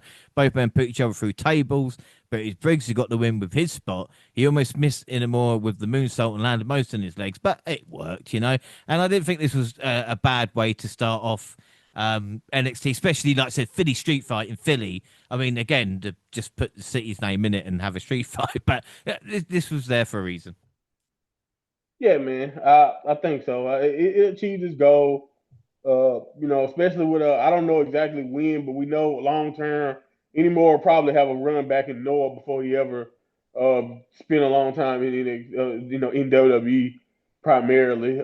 By the way, Joe Hendry had a dark match, against your boy Stacks. So yay. Wow. Anyway, yeah, Wow. he fought Stacks. But anyway, yeah. Josh Briggs winning this is one of them things where, like you said, you kind of can expect it when you think about the situation and what they were doing. It started outside the match; it was physical, and I thought Briggs actually did a good job. I think I give him a hard time for not being the most interesting or like even best in the ring. Maybe, which by the way, I hope he realized this so he improves in other areas. But maybe he's comfortable in the extreme or like a street fight type of setting. But I want him to understand that if the wrestlers who are only good at that do not prosper that Mm. long. So he needs to get more interested at other things too. But this was really good performance by him, in my opinion. So I always shit on him. So let me give him a little bit of love here. This was good. Yeah. I was like to Briggs, you ain't fucking die, Jackie. You never will be. All right. So I was like, watching this, I'd much rather have him go and do stuff for us than Briggs. But we'll see what happens. And as Ricky Saints made his way to the ring for his match against Jasper Troy, Briggs bumped his shoulder walking past him. And again, I'm starting to think it's Ricky Starks. Do you know what I mean? Ricky Saints. Sorry, not Ricky Starks. I forgetting his fucking name. But it seems this way. As for the matchup, it was a typical big guy versus smaller guy. Saints end up getting the win after Troy missed a senton and still steps and was planted with two DDTs, which seemed to shock the fuck out of Booker T on commentary. But as we've mentioned before, it's just not clicking yet, is it? Yeah, man. Again, I would like to blame his opponent too for the most part. But yeah, it's not much here. I hate to say that it's him. I don't think he's doing anything particularly wrong. I do think that when we think of maybe it comes from that trying to reshape a talent because of where he's from, but they're not really leaning into his strong suits either. It's kind of like we said about Jade. As much as come on now, Ricky is a heel. He's a heel, and if he's not a heel, you gotta let him. You gotta let him talk. You gotta let him do what he's strong at as a babyface. You can't just let him go out here and just wrestle big guys or like I said, Drew. And like me, I understand that because I think they do view. You can tell they view him as a leader because they're putting him in there with a Jasper Troy. They're trying to get good stuff out of some of these young guys with his talent. So maybe if Briggs is next for him, they're also trying to get something out of Briggs with Ricky Saints' talent, and I get that. But I also think so far in showcasing, trying to get Ricky in these positions, they're not doing a good job, in my opinion, of showcasing Ricky's strengths. So that's pretty much where I stand when it comes to that. I think he can be fine. I hate to say that when they do give him a heel turn or like a fresh character direction, that's when it'll take off. But maybe him and Briggs can do something cool. We'll see. But Jasper, like I said, Jasper's green, and so I think this was decent when you think about where I think Jasper actually is right now. So I don't want to be too hard on Ricky because he's working with somebody who's still relatively new. Yeah. And again, I don't know how much this has to do with how good Ethan Page has been in maybe exceeded expectations in his role where they hadn't had to turn Saints heel to kind of fill that void. You know what I mean? And if you're not Yeah, gonna yeah. exactly and again it's wins are important, aren't they? So again, if you're gonna go heel, then you'll need, success. The same way with a face. And I think just Saints is again, if you're not 100% committed and you're just waiting to see when you might be called up, that might work against you a little bit. There's no doubt he will be called up, and I'm sure it'll become a little bit success. But you get in, it's weird to see Lyra and again JD, maybe two guys when we were watching, or two people when we were watching at the UK and stuff like that, thinking, or maybe they're not to the breakouts. But again, it's the relationships you've got on the main roster as well. Do you know what I mean? So again, it's interesting to see what happens, and it's not over yet for his NXT run. It's weird that they've not pivoted like they did with Blake Monroe, but like I said, maybe there's reasons behind it. Yeah, it's like I said. I think it's like listening to his interview with Cody Rhodes on Cody Rhodes' podcast, especially, and that's another thing. I'm also optimistic because he's really close with Cody, so Mm. that can help him out too. But besides that, he talked about how he had only been there a few months, and Cody was asking around the other talent, the young guys, and who they look up to and who they talk to right now as locker room leaders, and they gave two names. It was Ethan and Ricky Stark. So it just show you right there that even in a few months that he's been there, they already look to him for advice and look to him in that role, and that kind of bodes to me like, oh, well, that's why they believe he should be working with a guy who's barely been in. You know what I mean? And Yeah, yeah, yeah. try to help get the big guy over, so to speak, because they trust that he can do what he do in the ring. But yeah, I think as a character though, and as what we've been seeing on TV, I just think you think about everything you loved about him in AEW and what his strengths. I just don't think so far that they've done a good job. Like, say what you want, I think that's the reason why they turned Blake so fast. Because as good as she may have been following around Jordan Grace or whatever as a face or being in that role, when she played to her strengths as a heel, like she's just way more compelling. And I think Ricky has that. I do think he has face potential. I just feel like even when he was a face in AEW, you have to let him be Ricky. You can't have him just be Yeah. bland. And we talked about it with Jade. That's the one thing about with Jade. I love Jade, but I don't think she'll be champion until they turn her per se because that's just not Jade. Jade's strong, she's confident, and being basically dominant and like being who she is. So I think if she turns, she has a bright future, and I think Ricky is better suited as a heel. But if you're gonna let him be a face, let him be Ricky. Yeah, without a doubt. Jordan Grace came to the ring and talked about her career and being duped into thinking a friendship in pro wrestling could work with Blake Monroe. She says she doesn't care about revenge, but she does want to show Monroe exactly who she is. This brought out the glamour with a team of security guards by her side. Monroe tried to insult her rival, but Grace pointed out she was in the ring at Evolution while Monroe was on the sidelines, which made her jealous. Grace took out security to end the segment, of course. I mean, we've seen this before, obviously, with the security and stuff like that. I did think it's funny Yeah. security missed their mark to begin with, so Blake was by herself for a second until they joined in. But again, I think the build-up's been good. My question is, would a championship maybe have helped this feud a little bit more, or has it got enough going for it? Oh, I think that would have definitely added something, but do you let Jordan win the JC match and then Blake turns? Like, do you do that then? And that's where we get this. Like, I can see that working too. It definitely would have added something to it. I think a championship stakes, in my opinion, always make these situations better, in my opinion, especially a feud like this with the animosity between them and all of that. I love Jordan Grace's reply there about the jealous factor because that's something that I don't think that's been touched on enough about the why. Like we get that oh yeah, I look down on Jared Jordan type of perspective, but what about that angle of the fact that you know you think yourself championship material. They embarrassed like we saw JC embarrass her on her basically like what first week, second weekend on the job. Like that's a great little element to trying to speak to that jealousy or potential jealousy. But yeah, man, I don't know. I'm with you. A championship definitely would have improved this, but I do think it's still the best storyline we kind of have right now Yeah. in NXT. So you know, it's still the best we got to offer. So I can't. I'm not. It wouldn't have improved it much better than the aid that it probably already is. You know. Yeah, I mean, the thing is, I think this match is going to be better than the build-up. I think once they're in the ring, and if they can click, I think they Oh can yeah. deliver. And I think the feud would be better of a match.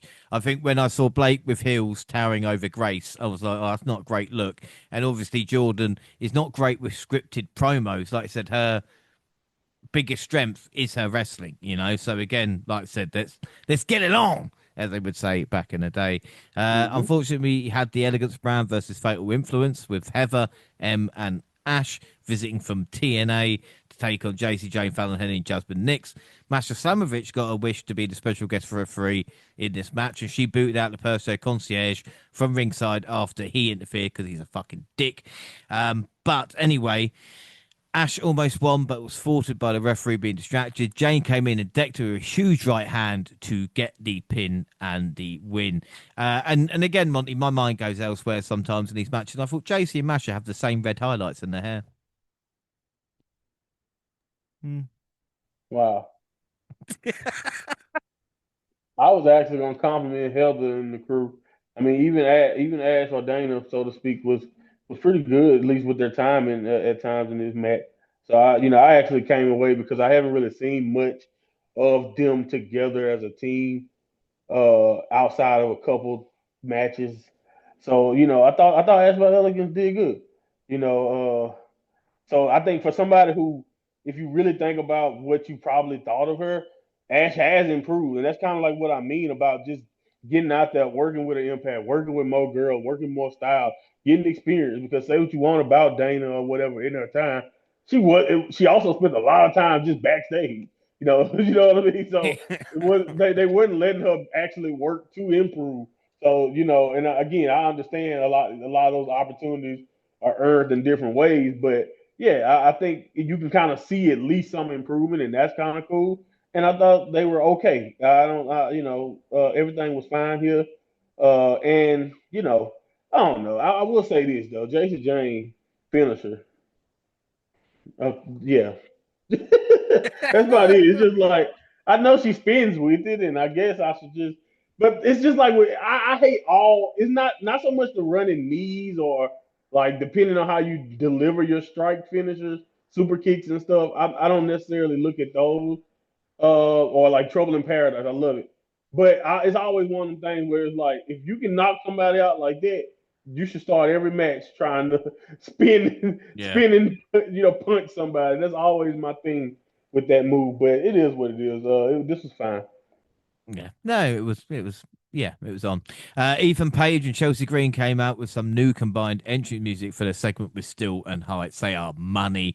Page started off by complimenting Heights and putting over his work and saying he despises how he feels disrespected by him. They exchanged a lot of words, but nothing new was said in this segment until the end when NXT General Manager Ava came out and finally booked a mixed tag match between all of them. Page and Green were both their usual entertaining selves, and obviously we had a fight at the end, which is kind of a good way to wrap up. But Monty, I don't know if it's any good or not, but I know which team I like more. you know, I think we mentioned it. I think I know who I'm cheering for in this matchup. Yeah, Tyra May still and Yeah, you damn right. USA. You no, yeah. no, What do but you mean? What do you do you mean? think do you think Matt Cardona better watch out as well? Because I'm just saying, Page and Green just suit. I'm just saying it, Matt. I'm sorry if you're listening. Well, Ethan's also married, so divorce is expensive, so I think he'll be fine. Yeah, didn't stop Edge. Didn't stop Edge. It did not Yeah. stop Edge. It did not stop Edge, but yeah, And others, and I will say others, but hey, plenty of um, others, by the yeah, way. yeah, yeah. So Dark many of State, Dark State said his name and he appeared. Joe Hendry is doing backstage skits, and this week's show concluded with a number one contendership match for the NXT title between Javon Evans and Trick Williams. Evans found himself bleeding from the mouth after just a couple of minutes, but it seemed to energize him as he unleashed a flurry of kicks against Williams. It seemed an even match up until Williams shoved Evans off the top rope and he went flying through the announce Wow. table in one of the wildest spots I think we've seen outside of a premium live event in quite some time. You know, like again, he looked like he had died. Obafemi was watching from the balcony as young OG continued to struggle. Evans eventually made a comeback, but Trick didn't make it easy on him. Mike Santana showed up in the crowd and distracted Trick just long enough for Evans to hit his finisher to get the pin and the win. And how tight they were for time. I think referee was raising Javon's hands as they went off the air. But I mean, I could moan that the TNA champion was pinned here, but I think they set it up quite well with Mike, and I really, Yeah. really enjoyed it. Like we said, we've talked about it this on this update. Again, this combination is just working. Whoever they want to put in there. Yeah, man, the logic is beautiful. I like you said, the logic of the finish saved, in my opinion, any of the moaning that you want to do about, in my opinion, I think that kind of saved any of the moaning about that, the way they did it. And yeah, man, I'm gonna be honest with you, I'm not sure exactly how many times that these guys have worked through a match because they have really good promo chemistry. I don't know how close they are outside the ring, but you can tell Trick and Javon put together. Other than the triple threat with Oba, of course, you can tell that they really put together a really fun match. I just gotta say that you talk about Javon having to slow down. This is youth. That spot through the table, that's nothing but youth. Only somebody his age is agreeing to that spot through the table, in my opinion, because that is insane. Every Booker T and Vic's face when it happened, you could just see everybody was just like, "Wow, like what the hell?" So yeah, like you said, one of the damnest spots you'll ever get on free television, and it was just a really fun match. Even more so than that spot, I thought they did a good job together. And like you said, the finish was set up perfectly because again, at the end of the day, as much as I love Trick and what he's doing right now as a character, we have to admit that he is kind of over. He has a lot on his plate. You say he got a lot of friends, but he also making a bunch of enemies too. So it makes perfect sense that somebody from Impact would try to get his attention while he's worried about the NXT championship. So yeah, man, we're gonna Javon and Oba. We've been talking about this, and we're gonna finally get it. And I can't complain because no one, in my opinion, is closer to that spot. Will he be able to be the one to beat him? Is the big question. Yeah, and I think this is the thing I'm going to ask you. About your thoughts for NXT this month. The build for Heatwave. We're just going to do Heatwave predictions like in a minute. But before we do that, just because again, the build up for I think for Javon and Obafemi should have been so much bigger than it has been. Yeah. Rather than maybe a week build. But again, what are your thoughts elsewhere as well as we wrap up the update? Yeah, I mean, like you said, I think we both have kind of said what we had to say about the men's division and just where we are. I'm still happy with most of the women's division, even though I think we kind of noticed that if it hasn't been the Blake Monroe stuff, we've been kind of we that's the one division where we're actually getting different types of feud. Like I love getting the last feud. I love getting Tatum and Sol Ruka still getting time for a championship match in there.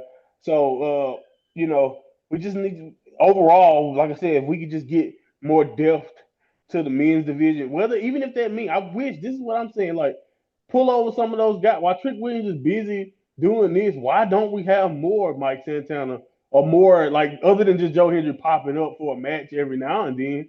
Like, why is Joe Hendry the only one taking interest in having matches on NXT when we think about the holes in our male division? That's my thought process about that.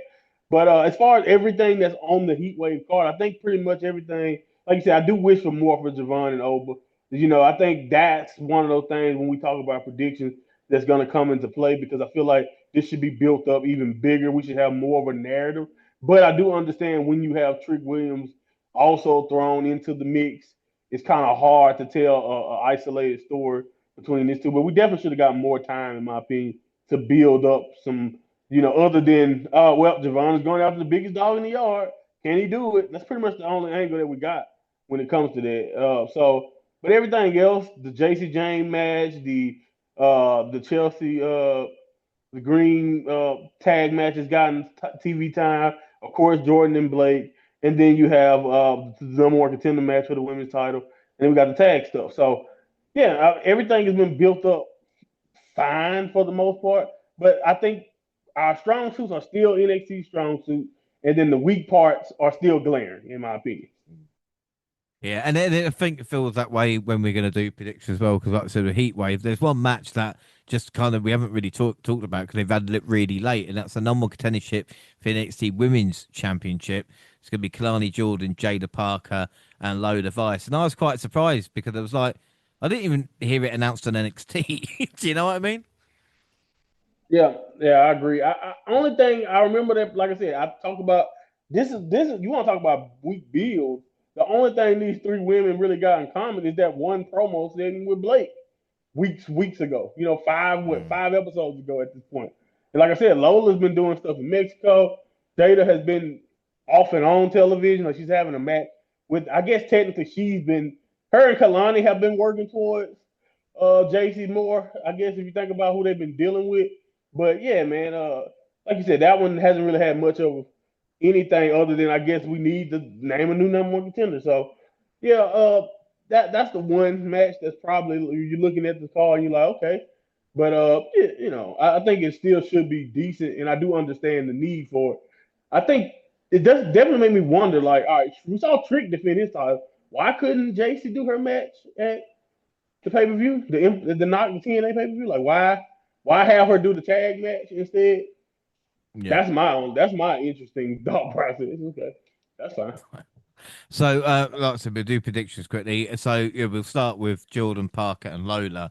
Because in my way, I think it's like you talked about, Lola Vice has had a lot of work with AAA. She's, like I said, one of the, I think, stars in NXT. And Kalani Jordan's great. But I think Jada Parker is definitely the one to watch, especially with reactions she's been getting. But again, I don't know if it's just going to be a throwaway opportunity for Jada. Yeah, I think Jada, like you said, Jada definitely has potential to be the next champion, but the timing is it right, and is it the right timing? Maybe New Japan has spoiled me with their booking because my logic here.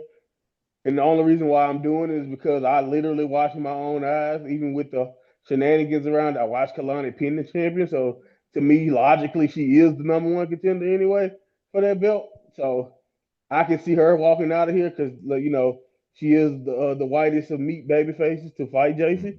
But like you said, Jada is definitely closer than Lola to me. Lola, again, other than that promo segment, hasn't really been around consistently enough to be considered a true contender at the moment. So that's who this decision, in my opinion, come down to. It comes down to, do you believe Jada's momentum is big enough right now, or do you believe in Kalani? I'm gonna go, like you said. I feel like either way that this does not end JC's reign. That's why I'm going with Kalani. I think she'll be a good just contender right now. But like I think Jada is closer to the person that I would probably put in that situation to actually end that reign. So I would say that Jada would get it eventually, but probably not heat wave. But hey, I could be wrong. I'm gonna stick with Kalani because I watch her pinner, and again, that's like that New Japan logic to me. You pin the champion, you should be number one contender. But they put her in this match, so obviously that didn't mean much at the time. So, but I'm No, sticking with Kalani. yeah, no, I'll stick with Jada Parker. Like I said, maybe build up a little bit of momentum. Might not get the job done, but as we've seen before, someone like Mike Santana might come back and get it as well. Tag titles on the line: Hank and Tank versus Dark State. As we spoke about, there is no tag division, so it's interesting to see kind of where they go from this. Because if the Dark State lose, then are they just basically useless? Do you know what I mean? It's an interesting thing, isn't it? That's why, even though I don't, that's why even more so. Like you gave a great argument for Jada, and now I'm thinking, damn, I might not, that might be one I lose. But I'm more so like just fine. Like that one I can lose because okay, all right, that's fine. It's time for Jada. But in my thought process of it all, this one just don't make sense to me if, like you said, if Dark State can't get the victory. And like you said, not only is it because they haven't really done much of note other than kind of just be NXT's nuisance since they've debuted, but it's just like to me, I don't we don't have that deep of a pool of people for Hank and Tank to really battle. We already can kind of see what their run is going to be. They're going to be fighting either makeshift teams or they're going to be fighting, teams that haven't proved themselves yet, and they're going to go out there give title shot. Like the more interesting option to me is Dark State winning here, and I just think that's probably the logical place to go. So yeah, I'm gonna go with Dark State finally doing something of note and becoming champions. I just think that'll be more effective for what they are supposed to be. But if Hank and Tank retain, don't get me wrong, I wouldn't be surprised. But like after Axiom's historically long reign, I also don't think we need a 300-day reign from Hank and Tank right now. I mean, they can get the belts back. You know what I'm saying? They're still going to be the most notable team in the division after they lose. So I think Dark State Yeah. winning here will actually do more for Dark State than losing will hurt Hank and Tank. Well, again, and then Hank and Tank can go on that journey to get the titles back, can't they? And it will take up a couple of Right. They'll be better PLEs, on the tape. exactly with two teams there rather than kind of just, if like I said, if Dark State get beaten, there is literally no challengers I can't think at the top of my head. Chase U were the latest Right, ones, weren't they? So right. yeah, I got to say Dark State on this one, and it pains me in this next match as well with Chelsea Green, Ethan Page versus Taven Heights, and still, but I've got to go to faces again because it's. I think in WWE history, they've Americans have lost one flag match. Do you know what I mean? So again, when it's Canada Didn't versus know that. USA, Makes the sense though. USA are going to come out on top. Even though Green and Yep. Page are so much better. Yeah. I don't argue that. I think even though Chelsea Green won't lose anything from losing, and that's one way to do it if you want to protect Ethan. I think we gain more if Tavian Hike surprise Ethan and pins him, and we get a contender for the belt. Hmm. So I think that's where we go. I think Tavian Hike pins him, and they can at least move on. And now you have that angle to go on. It don't have to be just about the country or whatever. But yeah, this is set up for the Olympians to take it. I mean, even if you think about the whole making the belt, the Canadian flag, and all of that, like it came out of left field. But now that I look at who he's, who they may have potentially challenging him for going forward, now it makes a little bit more sense. Yeah, no, I got to agree with that. And the TNA Knockouts Championship as well. I mean, I don't want to sway your opinion either way, Monty. So you tell me first, and then I'll tell you which way I'm going.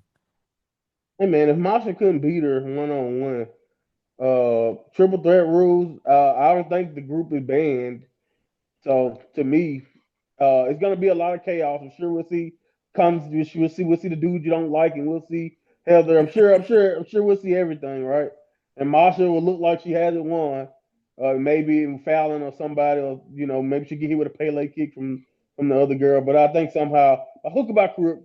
I don't think JC's. And honestly, the real reason too is JC James should not win the title on that great Impact pay per view and then lose it on NXT Heat Wave. To me, in my opinion, and I think Masha might be where they end up going eventually. They might just go back to Masha to win the belt back, but I don't think it'll be done in this triple threat format. The champion gonna retain like we always usually bet on. But you let me know what you think. Yeah, I've gone for it. I've gone something completely different, and Okay, nice. I don't know if it's because JC Jane got the win on NXT. Not that that fucking matters anymore. But I just feel the Knockouts title, this experiment might run its course. Jace Jane has to focus on the NXT Championship. So I wouldn't be surprised if Masha did manage to get the win. I'm not saying it would be on Ash. It might be on, Jane herself. And then you can have the Victory Road match, which I think TNA's next show, where it could be Masha versus Jane with the Slamovich actually getting a win 1-on-1. And then Indy Hartwell and Masha at Bound for Glory. I might be wrong. It might be Ash by elegance, but again, I can't see JC Jane and Indy Hartwell. I don't think this story is going to go as long as the Trick Williams story, even though it started later as well, if you know what I mean. So I'm Yeah. going to say Masha wins it back. And again, I'm going against everything that I've said in triple threat matches. You're completely right. Usually champion retains, and I'm going to be watching it and go fucking bollocks. But no, Masha to win. Come on, Hey TNA, man, there's TNA, no USA. say I'm getting confused. I know everybody. Yeah, come on. there's no So, DQ in triple threat match. That's all I gotta say. I know, I know. I don't know why I'm doing it, but I'll go Masha. I know what's going to happen. She's literally going to have it one, like you said, and Jason Taylor going to be like, "You motherfuckers." Anyway, up next, Blake Monroe versus Jordan Grace, and I think the result of this is very important on the future of the women's division as well. I think you agree with that because Jordan Grace is in this weird situation where she's picked up few wins, but nothing too major. Whereas Blake Monroe, like I said, this is the start of the heel turn. And, but Grace has been called all these things, and it's just in and ahhing. But I think for this one, I've talked too much. I think Blake Monroe's going to sneak it. I think she'll do something, and then somehow they get the championship on Blake. Somehow, I don't know, and then they'll have Grace beating her eventually for this down the road. But I think Blake has to get the win if the feud's going to continue. Yeah, I mean, honestly, I I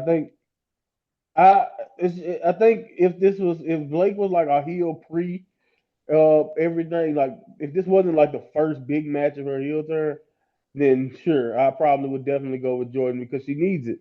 And I think that's what makes this tough. But I do think also they've kind of flirted with it, and it's all based on how you decide to do things when it comes to Jordan and like how she loses. And I think it's definitely a lot of convincing ways for Jordan to kind of lose this match, and then Blake to take advantage of it. And I think if they do it right, that's the best. That's the best thing, and you don't feel as bad necessarily for how much Jordan has lost because that was all. That was kind of the thing going into this match that made it tougher to predict in my mind. Was definitely just considering how much she's already lost. It's just like I feel like like you said, a lot of big times I went for her or whatever, or thought she would win. They found a way to get her not to be the one to come out on top. So uh, I don't think the story has done enough yet for her to get that cathartic victory. I think Blake has to get the victory, maybe run. They don't, like I said, they don't have to even continue to touch each other immediately. But like, yeah, torture her in different ways, whether it's through the championship, whether it's always costing her when she seemed to have something important won, whatever it has to be. But I do think we will get this again down the line. But Blake is going to win the first encounter. Yeah. And then the main event, well, we think the main event will be the NXT Championship on the line. I would love the TNA title to main event, but then again, I'm not going to get my fucking hopes up. The NXT title is Javon Evans versus Obafemi and Monty. I think we're fair to say this is a stand and deliver caliber main event because, as we've mentioned, there's not a lot of these matches left where these are two guys on top of their game at this moment in time. Yeah, maybe.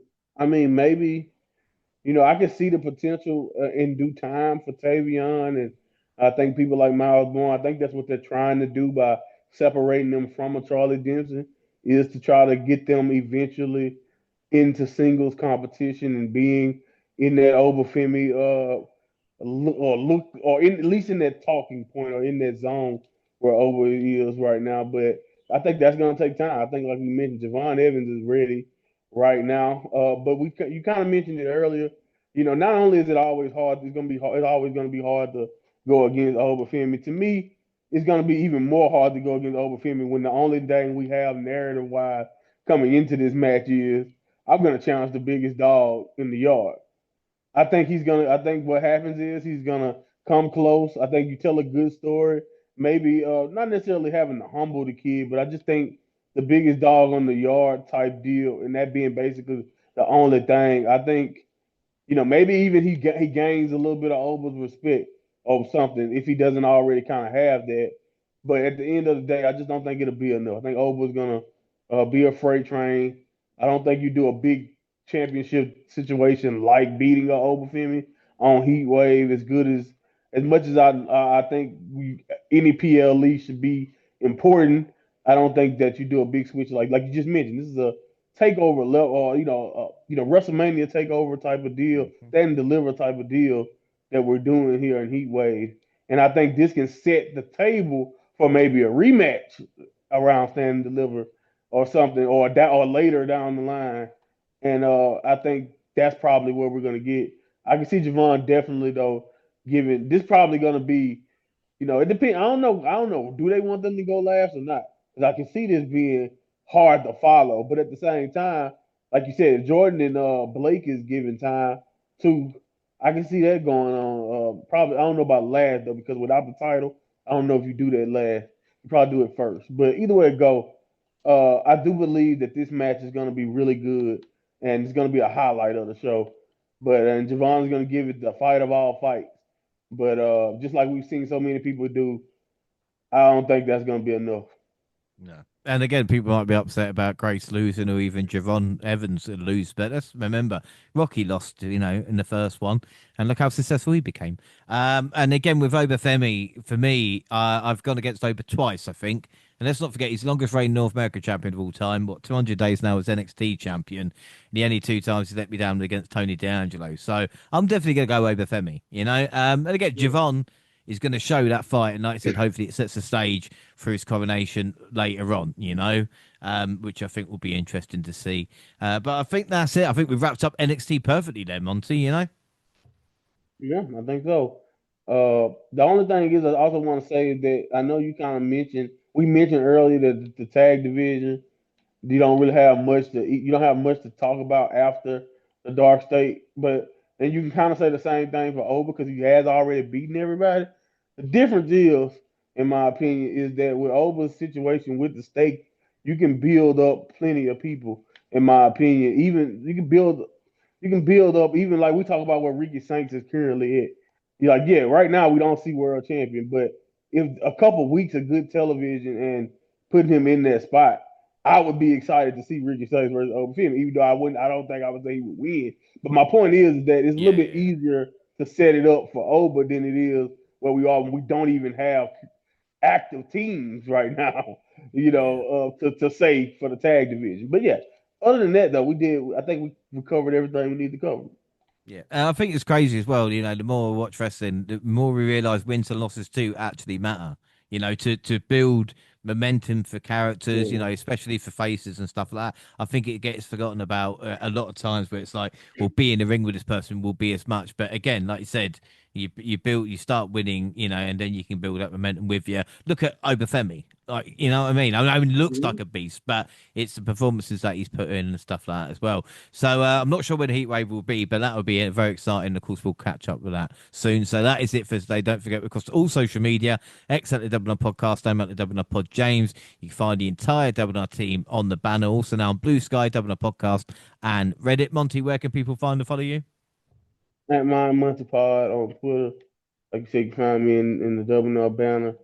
That's where I am. I got a couple of things that's in the works, but I'm still being secretive about them because things change on a dime these days. But you can check me out at my Monty Pod and get the update, and you will see when if things come into fruition like I want them to. Double also on Facebook and Instagram. Send us an email at doubleupodcast at gmail.com and YouTube with a Double Up Podcast is celebrating 10 years on there. Basically, we're doing all this sort of stuff. And again, I'm going to do the main event matchup, Monty, after this, where we're going to do uh, Obafemi versus Javon Evans, NXT title on the line. We're going to recreate the main events that we've got, and we're doing all sorts of stuff like that. The PLE we just did, Elimination Chamber, was the most watched that we've done on YouTube as well. And we couldn't do it without everybody here, so we really do appreciate everybody's support. Also on SoundCloud on your phone, also Spotify and iTunes. We can download, subscribe, rate, and review there. That is it. Our next episode will be the SummerSlam review if we can find the girls. Hopefully we will. But until then, I've been James Rowlands and always joined by the mind of Monty. Monty, thank you for joining me for another NXT update, my friend. It's always an honor. Without a doubt. Well, thanks for listening, everybody, and bye.